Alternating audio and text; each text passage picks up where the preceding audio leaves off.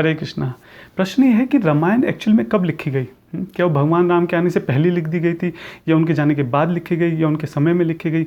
Actual में रामायण वाल्मीकि ऋषि ने कब लिखी थी? देखिए, रामायण के बिल्कुल शुरू में वाल्मीकि जी जो हैं वो नारद मुनि से सवाल करते हैं। ठीक है, वो पूछते हैं कि एक आदर्श व्यक्ति कैसा हो।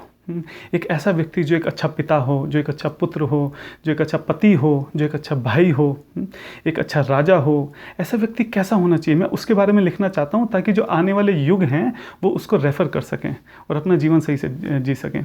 तो नारद मुनि क्या बोलते हैं कि जैसा व्यक्ति तुम चाहते हो वैसा व्यक्ति ऑलरेडी जो है वो धरती पर है, वो है भगवान राम।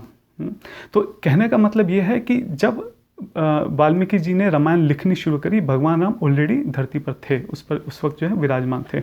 लेकिन फिर बाद में जो है ब्रह्मा जी के आशीर्वाद से जो है भगवान की पूरी लीला जो है उनके हृदय में प्रकट हो गई थी।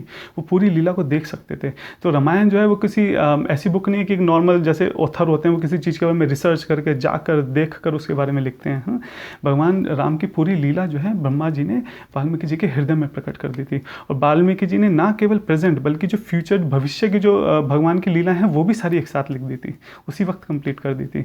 तो वाल्मीकि जी, अब आप देखिए, जैसे बाद में वो पूरी रामायण जो है लव कुश को बताते हैं। फिर लव कुश जो है, जैसे हमें पता है, अयोध्या जाते हैं, फिर भगवान राम को जो है उन्हीं की जो लीला है वो बताना शुरू करते हैं। और वो उस पॉइंट तक बताते हैं जब कि माता सीता जी जब आई थी वो धरती में समा गई थी, तो उस दिन की लीला तक वो उनको बताते हैं। उसके बाद ये इंसिडेंट होता है कि माता सीता धरती में समा जाती हैं, भगवान को क्रोध आता है, देवी देवता उनको रोकते हैं।